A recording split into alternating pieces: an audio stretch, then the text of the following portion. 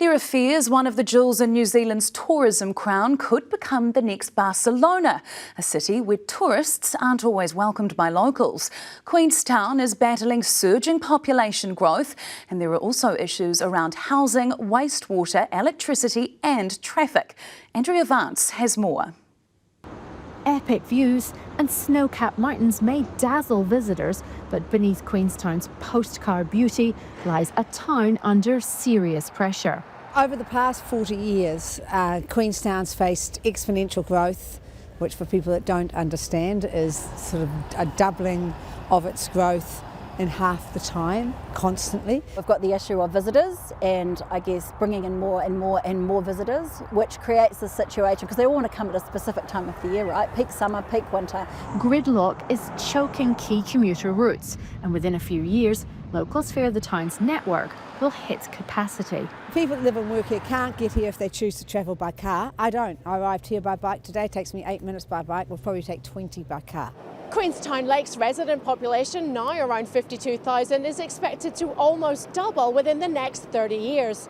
On top of that, the region hosts around 3 million visitors each year. That number is expected to climb to 3.5 million annually by 2030 as efforts to boost tourism nationwide take hold. To accommodate all those people, developers are racing to build as many as 100,000 new homes over the next 30 years. But many of those are for tourists, not locals, in a market where prices are around double the national average. James Hall is protesting a proposed new village of almost 800 homes in a valley in the shadow of Coronet Peak. It's one of 5 developments being considered under new fast-track rules. Maybe just idiosyncratic to Queenstown, but at the end of the day, Queenstown has to live with the fact that there are a huge number of applications and growing on top of what's already been approved for development on infrastructure that can barely cope, well, I should say categorically, is not coping currently. And now, an environmental crisis. Treated sewage is being dumped directly into the Shotover River, a move that horrified residents.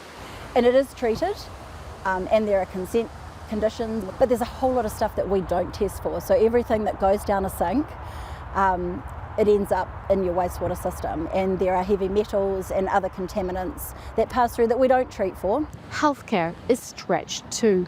Queenstown's hospital serves tens of thousands of tourists, and locals are forced to travel to Dunedin and Invercargill for treatment. Everyone struggles to keep up, including mapping how fast this region grows, and therefore trying to map what the needs are.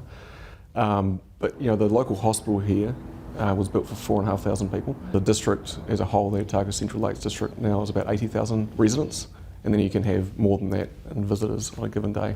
A report published this year says Queenstown has the country's lowest tourism approval rating and risks becoming New Zealand's next Barcelona, a city known for protests against tourism. That really worries me when the government starts talking about driving more tourism growth. It's like, well, where's that going to fall?